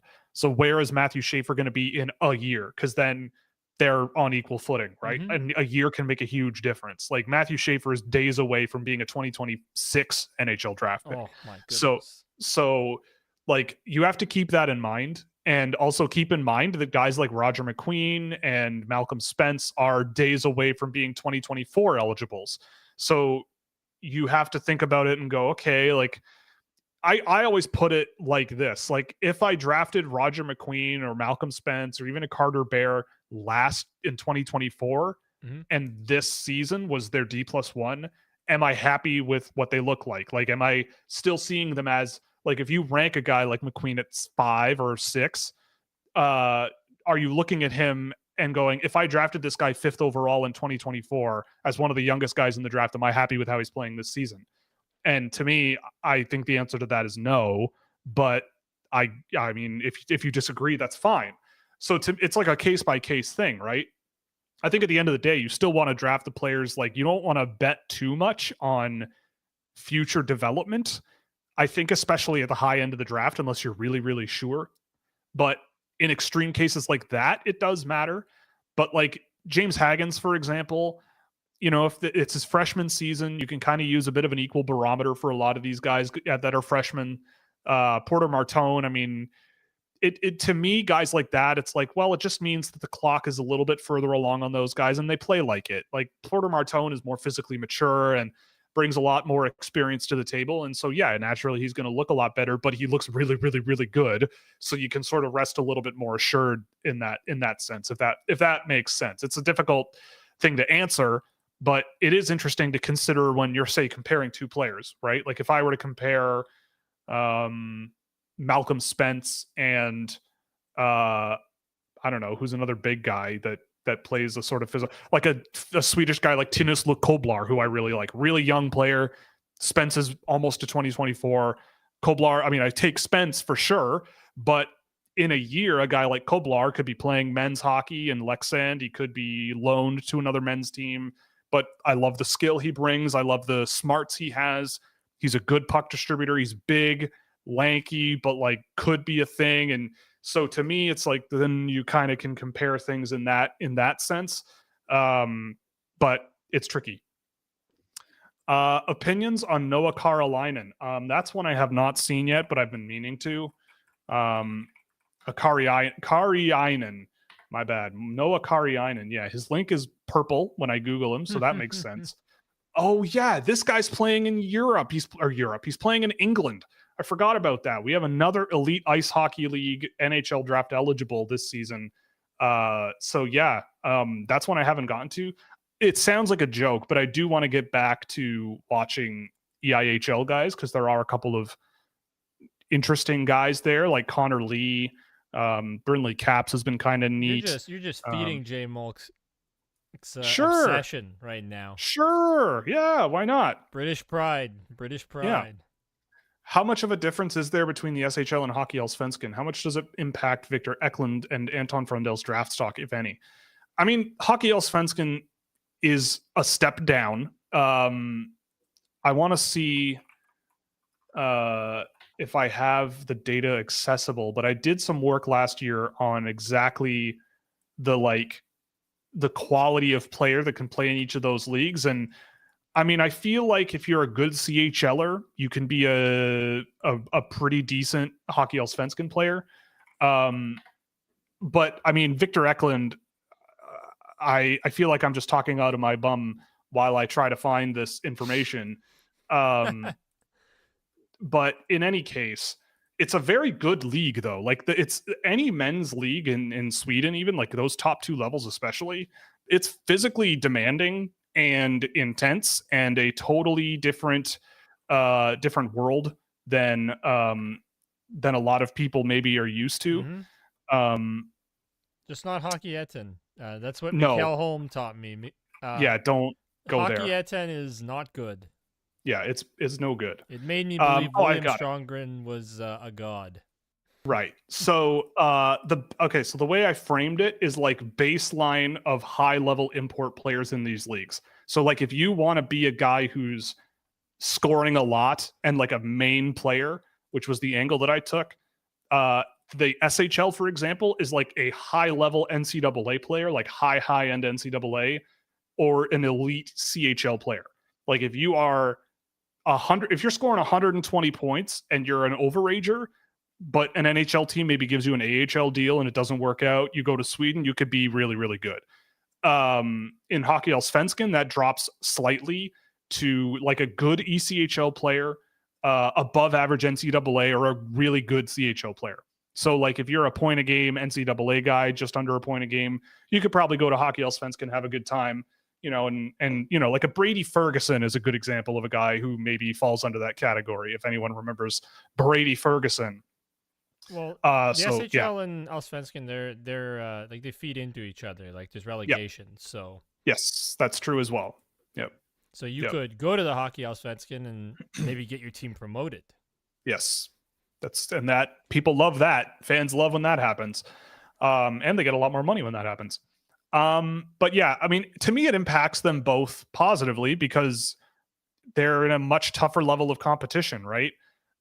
Victor Eklund is scoring at almost a point a game rate, and according to the history of that, that's a really high level CHL style of production for and that's usually, and I don't want to drone on about this, but this is for like when they're at their peak in junior, right? So Victor Eklund, for the age that he is performing at, if you look at the CHL, a really high end player, maybe not elite, scoring 120 points, but a really good, useful CHL player. Any thoughts on Ease Wozniak, Yastrin, or Hillstrom? I like Yastrin quite a bit. His flashes are really, really bright, super skilled and silky guy, mobile. Ease Wozniak, I'm not a fan of just yet. I think that he just doesn't bring the things that I look for to the game. I think that he's just a guy who he scores a lot of points on the power play by being big and putting himself in scoring position, and needs other players to do a lot for him, right? To me, it's just like he's a guy who I think when I would be ready to pick him, he's going to be gone, right? Like, so what's the point in really digging into him a whole lot? Obviously, I'm going to check in a few more times. But that's kind of he's a tough one for me. Hillstrom is really smart, but I want to see him in more detail before I put him on the list. I just find that he's a smart dude who is up and down and doesn't really push the needle a tremendous amount, but he's not a bad player at all. So we're getting into the back half of the show here, so we're going to Yep. start ripping through these a bit more. Yep. We'll give you how the much time of day. Yeah, how much have you watched of Will Sharp on Lethbridge or Chadwick? I've seen way more of Chadwick. I've seen Will Sharp. I like him. Joel mentioned him on the show a little while ago. He's going to be an interesting one to watch this year for many reasons. I have a game of him ready to go, though, so I'm going to do that before the Thursday show, and I'll know more then.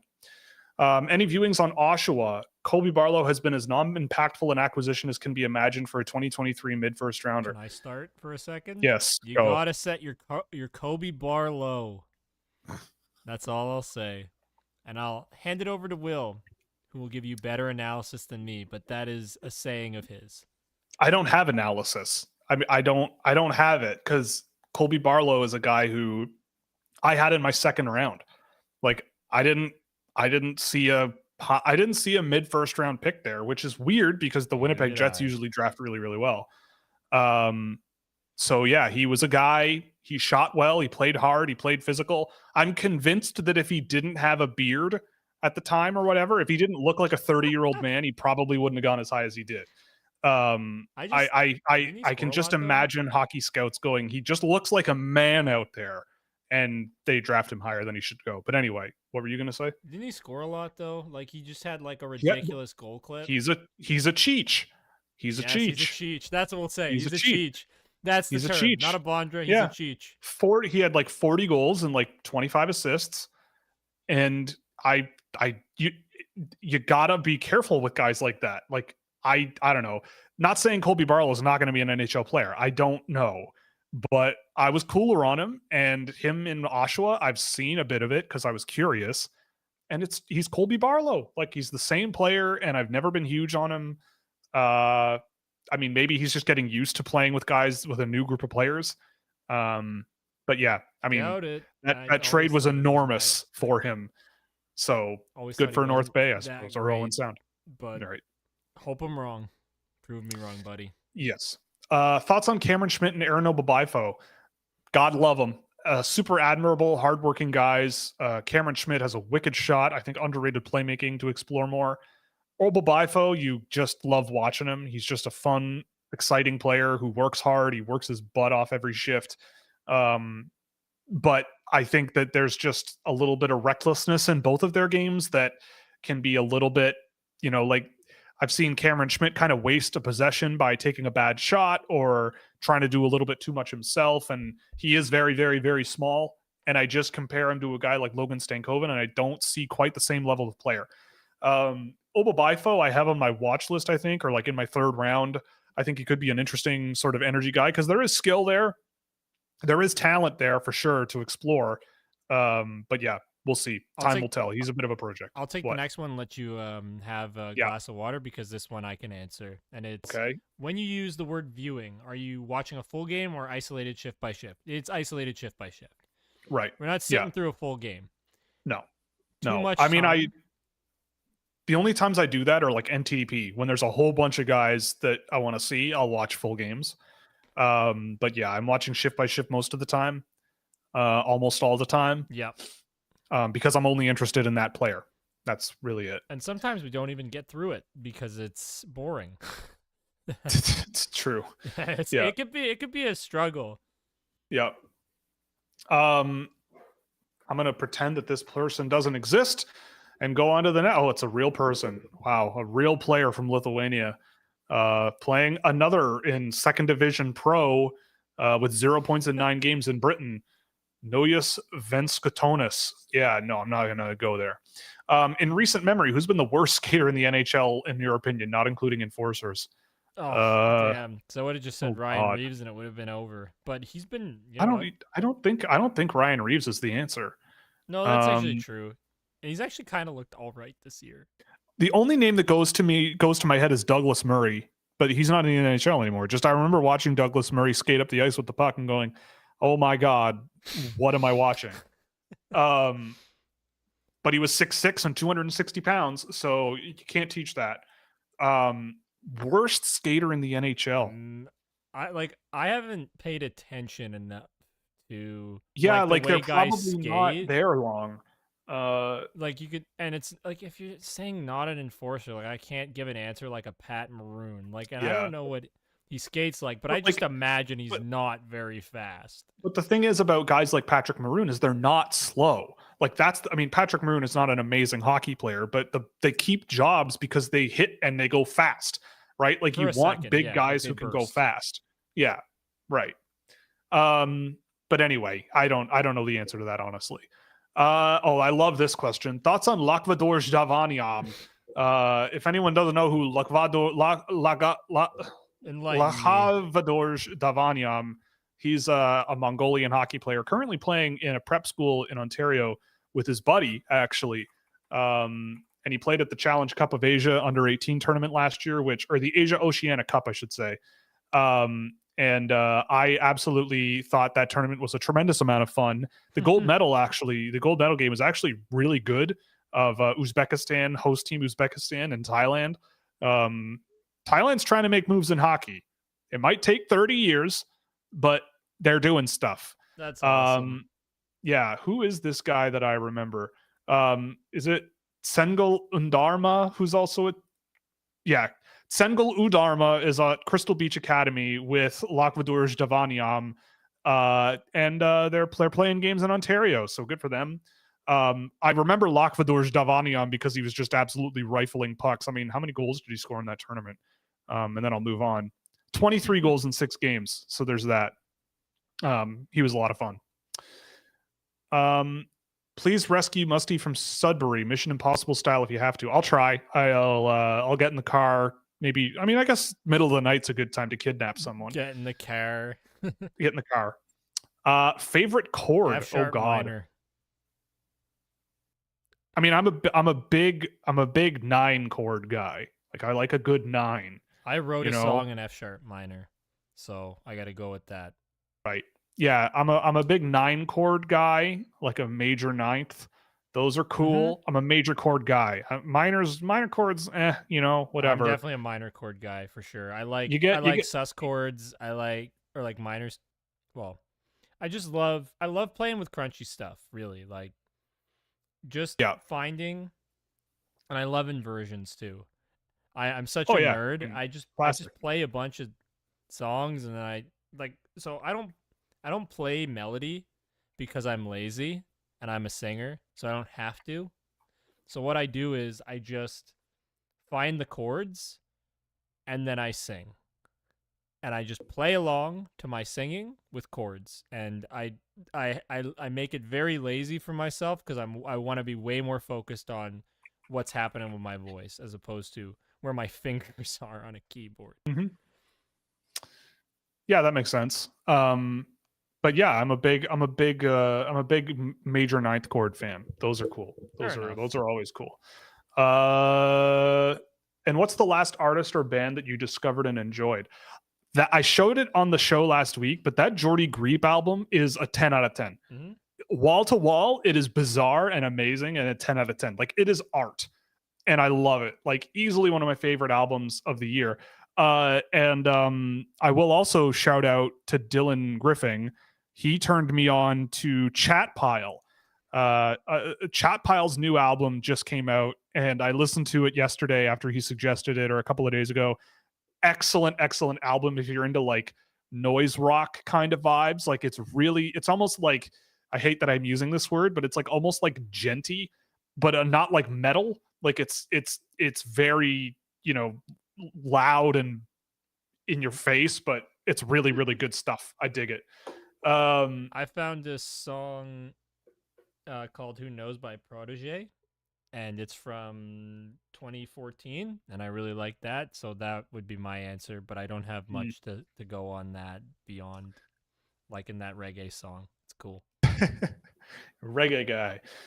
Thoughts on Wojtek Sihar? I haven't seen much of him. I've watched a bit and thought that like he kind of gave me similar vibes to like Miroslav Holinka last year. Like I can see why he's in the Czech Pro League, but wasn't really blown away with him. At least I think I'm thinking of the same player. Oh, there's someone suggesting a Cheech. There you go, saying he's a Cheech. Misa Martone Haggins. Who's first? Who should be first? I mean, I'd probably go Haggins, but Misa Martone shortly after. It's pretty close right No, now. you gotta say Martone for this person. Their Right, username is sorry, totally totally unbiased. unbiased Steelheads fan. Yeah, sorry. Martone, Haggins, Misa. There you And go. I believe the person's name I had who suggested how about saying he's a Cheech? Is that Guillaume Turcotte? Guillaume. Oh, Guillaume. Okay, my apologies. My French is bad. Again, that's the French version of my name, so please Okay, so respect. William Turcotte. Then let's do that. Let's say that. Bill Bill. Thank you, Bill Bill. Turcotte. There you go. Thank you for the Cheech. I appreciate it. Where do you think is the best fit player or team wise for Timothy Liljegren? The Toronto Maple Leafs. Next question. It's I'm not answering that. the It's Edmonton Oilers. It is the Edmonton Trade him Oilers. to Edmonton for a 6th-round pick, It and then actually he's is going to play. Edmonton, but Yeah, he it's should probably be Edmonton. playing on Toronto, and that's where he fits best. The next thing. What do you guys think of Timothy Liljegren? Could he possibly be a fit with Edmonton beside Nurse? Yes, actually, yes. he'd be very. Yes, actually, probably yes. Yes, absolutely. Yep. Someone mentions that Alexis Gendron goal from the weekend. Yes, if you haven't seen it, I retweeted it. But Lehigh Valley Phantoms legend in his first AHL game of the year, Alexis Gendron, team Scouching member, scored 2 points in his first game of the year, and a beautiful goal where he's just the best. I love him. And people say I don't like Quebec, but he's a guy that came out of Quebec that I really liked, and almost went undrafted, and only got drafted, I think, because his dad is a scout with the Flyers, but they kind of just fell into it, and he's a good player. Lines, baby. Love it. Is this the year that Penguins fans need to accept reality and actually pay attention to the draft? And which prospect will the fan base fall in love with by June? And why is it Porter Martone? It probably is Porter Martone. I mean, the Penguins are not good.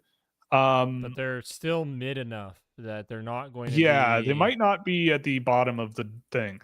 And I'm trying to put on my Kyle Dubas hat. Kyle Dubas hat. Like Cole Reshny comes to mind as a guy that maybe they would go for. You got to put on your old Maple Leafs hat because Yeah. Wes Clark's there now, right? Yeah, he is. So you But have like to they went put for Easton Cowan. They went for nerds, right? who's They the most drafted nerds and boring, dorks. lame player you can think of. Like that's what we're looking at. And I Well, don't mean it in a disrespectful way. It's just like they pick guys who are smart, who will fill a role, but they're not the most interesting hockey players in terms of the way they play the game.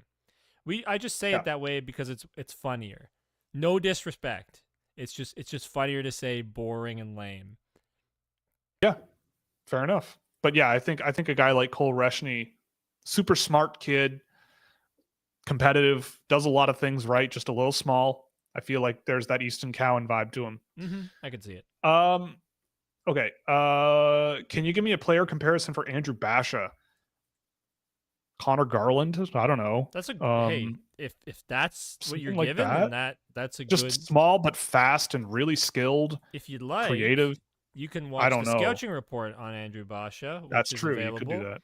There's not a player comp on it, but it helps us out. You can give us a like. You can give us some more ad revenue. We'd really appreciate it. Go support us.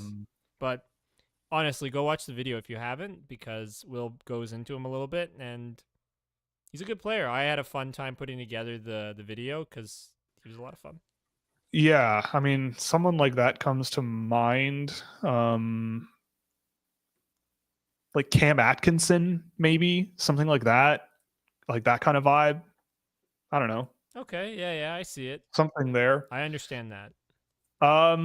Will, I just got my tonsils out. Oh my god, too bad. Poor you. So I need a pick me up. Please give me a 2-minute spiel about why Kiefer Sherwood is the next Alex Ovechkin. I'm sorry, I'm gonna make your day worse. He's not. No. Do it. You got to do it. This. Come on, man. You got his tonsils out, and isn't this our Australian viewer?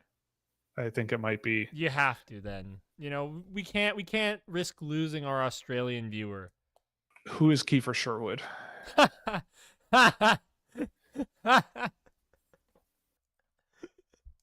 Who is Kiefer Sherwood? Who is Kiefer Sherwood? I know some people in Vancouver, and they are going to be offended that I said that, so I apologize. But Kiefer Sherwood with 10 goals last year, 2 goals so far this year. Yeah, I mean, he's really ripping it. He's 29 already, but I guess there's nothing that says that he can't score 60 goals this season. Like, there's nothing that says he can't do it. And honestly, if you think about it, anybody could be the next Alex Ovechkin for a time. I could. The puck just has to go in the net 50 times. How hard can it be? You just got to be a cheech. He's got to be a total cheech. Yeah, I mean, if Kiefer Sherwood goes to the net, plays a hard game, keeps his head up, gets pucks in deep, he could score 50 goals, 60 goals, and do it until he retires. Sure. Hey, if he cheats for offense, flies the offense or the defensive, like waits outside the D zone while basically giving up a 5-on-4. Yeah, they can just break the puck out to him, and hopefully he's got enough speed to dangle it and put it past a goalie and make him look stupid. Yes. Someone mentioned Tesla. I'm not sure about exactly who, but Fabian Lysell is a Tesla. Yeah, he's a Tesla. Fast and really annoying. And obnoxious. Fast, obnoxious, and annoying. Yeah. But it'll work. If you own a Tesla, it's a great car by all intents and purposes, unless you have to deal with the customer service, which also might also fit with Fabian Lysell. But either way, you love the car. It goes fast. It's a lot of fun. And so, yeah, maybe he's a Tesla. See, we appeased our viewer. Yeah. Ryan Reeves is a dumpster truck. I mean, maybe. Yes. Yeah, actually. potentially. But he does get going. He can skate in a straight line still, kind of. He can, So, actually. I don't know. Dump trucks are pretty slow. So, yeah, that's why I kept thinking like an F-250 or something. Oh, bulldozers are slower than dump trucks. Bulldozers are slow. Yeah, like tractors. And Douglas Murray was a tractor. Ignat Litfullen is literally a Hayabusa swapped Suzuki Cappuccino. That's a great, I like that one. Little outside the box, but I respect it. Is Misa's 1.3 goals per game or Martone's 2.3 points per game or Eklund's 0.92 points per game more impressive. I mean, you're the Steelheads fan, so I'm going to go with Martone. But I would say Eklund right now because it's against men. And he looks really good playing in that league. Like, he looks really, really good. And I have way more comfort with players playing really well in men's leagues than players playing really well in junior leagues in Canada. I love all three of those players. I really do. But in terms of like impressive achievement, I mean, Martone is ridiculous. And so is Misa, but producing really well against men is super impressive to me all the time. Have you watched Parasak at all this year? There's production, but I haven't checked in the last year or so. A little bit, and I think Joel Henderson mentioned this to me once, which is a really, I don't know if it's still true, but it's a really funny tidbit. Where are they? The Prince George Cougars. I just need to check that this is true still, and it is. So this is a bad statistic, but sometimes it can be pretty telling. So of the top minus is what you're telling me. Yes, of the top 10 scorers, on the Prince George Cougars, their plus minuses are +6, 0, -6, 12, 3, 6, 2, 8, 2, 6. Tarek Parasak is -6. So that kind of like plus minus isn't a good stat. But of the 10 guys scoring the most on the team, he's the only one below even. And the guy even is Riley Height, by the way. So makes sense. Yes, that's kind of where I can see how that's possible based on how much I've seen Tarek Parasak over the last 2 seasons. If you combine the 2024 top tier defenseman and the 2025 top tier defenseman, how would they look? Who were the defensemen last year? I don't even remember. Artem Levshinov. Well, I didn't have Levshinov that high. Zeev Buyum, I think, was your. Zeev Buyum, I think, would give Schaefer a run for his money this year. I loved Zeev Buyum last year. Let me just take a look at my rankings from last year, and I'll have a better answer. But Zeev Buyum would definitely be right up there with guys like Schaefer. Definitely ahead of Jackson Smith on my list. Why is this taking so long to load? There it is. Adam Jiricek was another guy I had ranked really high. Still hasn't played. Ugh. But Jiricek might be. I like Mertka more, Jackson Smith more, but I like him more than Logan Hensler. I have Zeb Lindgren pretty high, Blake Fiddler. Like I would take him over those guys probably. So yeah, it's a bit of a mix. Also, love your name, Font Terrari. Fantastic. Yeah, it's good. Yeah. How much hype do you think Alexander Nikishin would have right now if he was an original 16 prospect? Oh, it would be so annoying. It would be so annoying every single day. You are so right. It would be so annoying. I'm not the biggest believer in Alex Nikishin, like as good as he is point wise, but he's a very good player in the KHL. And people in Toronto and Montreal would just be absolutely losing their friggin' minds every single day, and it would be crazy. But are people really every losing time their minds about Easton Cowan? Well, no, because he doesn't have that many highlights this year that they can post about on Twitter. Fair enough. But I mean, if Alexander Nikishin took the puck from one end to the next one time in a game, you know that Leaf fans and Habs fans would be all over it instantly.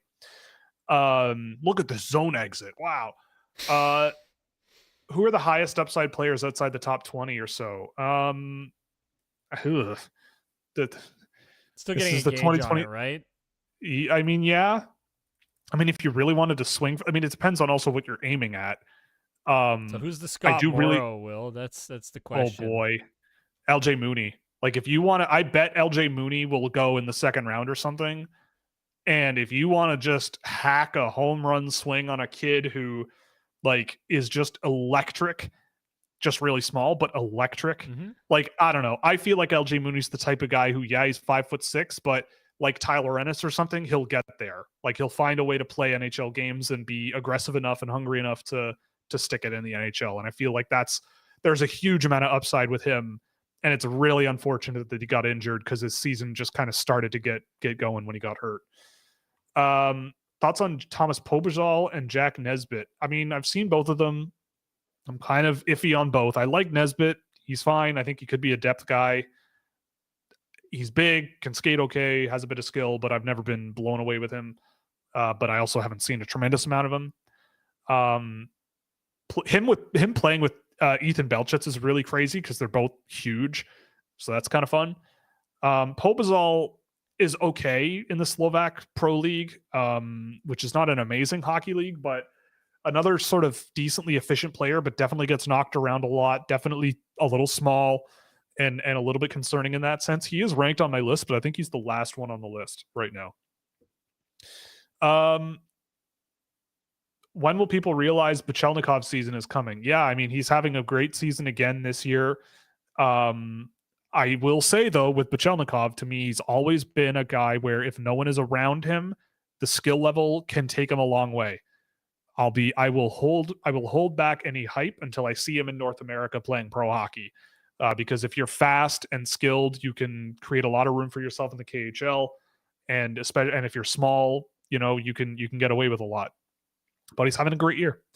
Have you checked in on Danil Ustinkov and Thomas Galvis? If so, how are they doing? I've seen Ustinkov, and I think he looks great. I think Ustinkov, I mean, I can't believe he didn't get drafted last year. He's going to be at the World Juniors. I feel he's played men's hockey all year in the second division in Switzerland, which is no joke. It's not a great league, but it's no joke. And he's done pretty well. He's a guy who I think there's just, again, he's a slow burn guy. If I had him in my system, which I would, if I were king of the world, I would be getting him to keep pushing his limits, right? Like keep challenging yourself and use your skating ability and use the deception and skill level to push things, push things well. The Jordy Griep album is amazing, but Schlagenheim will always be my favorite. I actually listened to Schlagenheim on vinyl on Friday while I was working, and that album rocks still too. I agree. It's still a really, really good one. That's, I think, Black Midi's first record, which was really, really good. And Thomas Galvis I've seen a little bit. I think he's kind of stagnant from where he was last year, but he's still looking okay. But for me, he would have been a guy I drafted in the 6th round or something. So not super cut up about him maybe being a little bit slower to start the year, but still fun, still dynamic. And again, another guy that's a bit of a slow burn and you let him go for a while. How many 2025 first-time eligibles jump straight into the NHL? I would say Martone could. It's possible. I don't think maybe Misa gets a cup of coffee. I feel like Misa might get a few games. Hagens, I think whoever drafts Hagens is probably going to want him in the NHL really fast. I don't think he's quite there. I would say Martone is the most confident, but I don't think he's going to be like amazing right away. Other than that, I wouldn't rush anybody else probably. Yeah. Unless a guy like Hagens or Misa has a really good camp and you give him a few games and see how things go. But Hagens, it's a little tougher because he's a college guy, and once he leaves, he leaves. That makes my day better. He's been one of my favorites for the Nashville-Vancouver series. He is a bit of a pest. Yes, that seems to be correct from what I've seen. Am I wrong thinking that Misa is more likely to be a 1C on a cup champion at some point than Hagens?